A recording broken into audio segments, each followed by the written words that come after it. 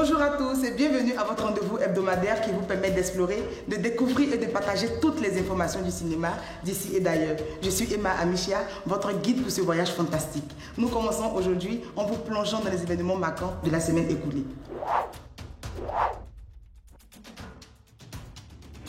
La première saison de Charles Hornell, Vous allez détester Mémé, a pris fin ce mardi avec un épisode final émouvant. Pendant 2 mois, nous avons suivi passionnément les 52 épisodes diffusés sur A+ Afrique et A+ Ivoire, dirigés brillamment par la réalisatrice Kisma Baghiri. Les talents d'Axel Trésor, Yedi Dia et Vodi Adado, Siskai de Londres, Malika Traoré et bien d'autres ont porté cette série. Alors que la saison se termine, elle laisse place à un mélange de nostalgie et d'espoir pour l'avenir des personnages que nous avons appris à aimer ou à détester. Je suis Charles Hornell Edwin Kipré et vous allez détester Mémé.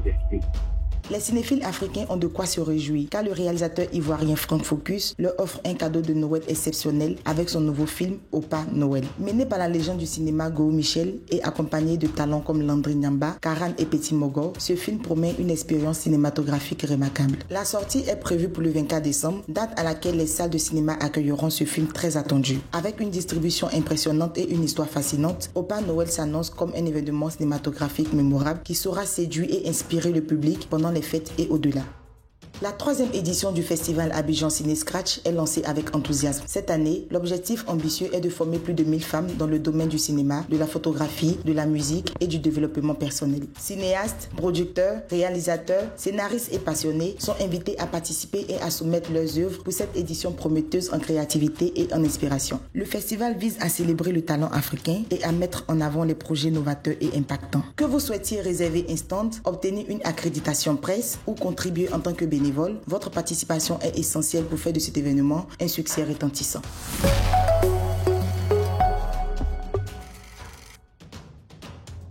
N'oubliez pas de vous abonner à notre chaîne YouTube et d'activer la cloche de notification pour ne manquer aucune de nos explorations. Découvrons maintenant les informations venues d'ailleurs.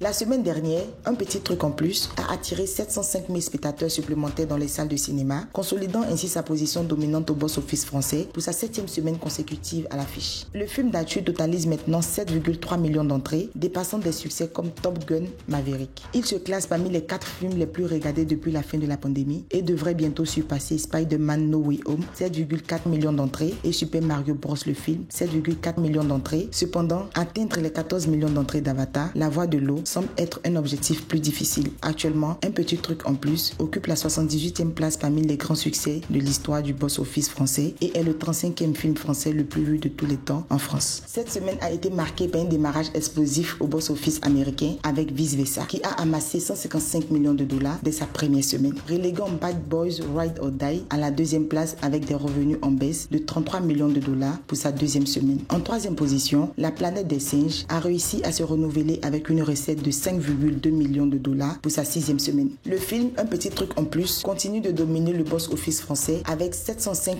465 entrées lors de son 7e week-end, tandis que Bad Boys Ride or Die maintient sa 2e place avec 257 710 entrées pour son 2e week-end. La Petite Vadrouille conserve également sa 3e position avec 116 924 entrées pour sa 2e semaine à l'affiche. Donald Sutherland nous a quitté cette semaine à l'âge de 88 ans après avoir courageusement combattu une longue maladie. Sa carrière exceptionnelle, marquée par des rôles emblématiques dans des films tels que Hunger Games, Orgueil et Préjugés, MASH et Les 12 salopards qui ont profondément marqué le monde du cinéma. De nombreuses célébrités ont exprimé leur reconnaissance envers ce grand acteur et ont partagé des hommages émouvants en son honneur.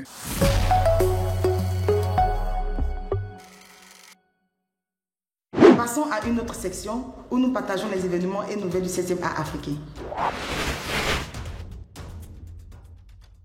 Une nouvelle passionnante pour le cinéma ivoirien, particulièrement à Bonois, où le film La mort dans le pot, dirigé par Ghislain Assoukrou, a été récemment dévoilé. Ce film captivant raconte l'histoire émouvante d'Inès Féticheur, transformée par sa rencontre avec la foi chrétienne. Ne manquez pas la première très attendue, le 30 juin à 16h, à la salle polyvalente de l'église catholique Saint-Pierre-Claver de Bonois, avec des billets de 2000 francs. En attendant, découvrez un aperçu excitant de la bande-annonce disponible dès maintenant. Levez tes pouvoirs. Je sens l'option de mariage sur ta vie. Que je goûte.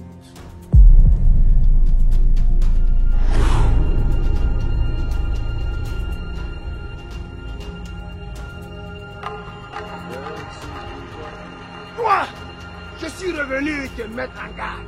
Apparemment, ton esprit dérange mes actions. Attention. Merci Seigneur. Merci Seigneur. Merci Jésus.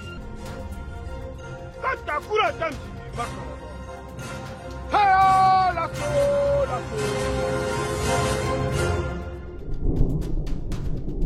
Les inscriptions pour le MICA, Marché international du cinéma africain 2025, sont ouvertes du 14 juin au 31 décembre 2024 pour l'inscription au catalogue FESPACO Pro, du 14 juin 2024 au 22 février 2025 pour la projection à la carte, du 14 juin 2024 au 15 janvier 2025 pour les stands au pavillon MICA 2025. La 22e édition du MICA se déroulera du 23 au 28 février 2025 à Ouagadougou. Le 43e Festival international du film sur l'art, le FIFA, se tiendra du 13 au 23 mars 2025, offrant une plateforme stimulante sur les créateurs du monde entier. Les réalisateurs, producteurs et distributeurs ayant achevé ou sur le point de terminer des films sur l'art, qu'il s'agisse de fiction, biographie, documentaire, captation, vidéo d'art ou vidéoclip, sont invités à soumettre leurs œuvres pour une première à Montréal. La date limite de soumission est fixée au 31 octobre 2024.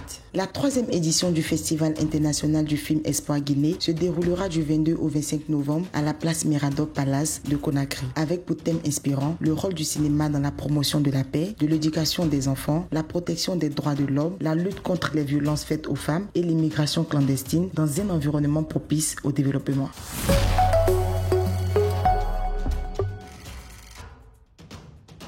En espérant que cette émission vous ait apporté un regard enrichissant, je vous invite donc à nous retrouver sur nos différents réseaux sociaux pour plus de découvertes. Merci d'avoir été des nôtres et à très bientôt pour un nouveau numéro. Je vous envoie plein de bisous.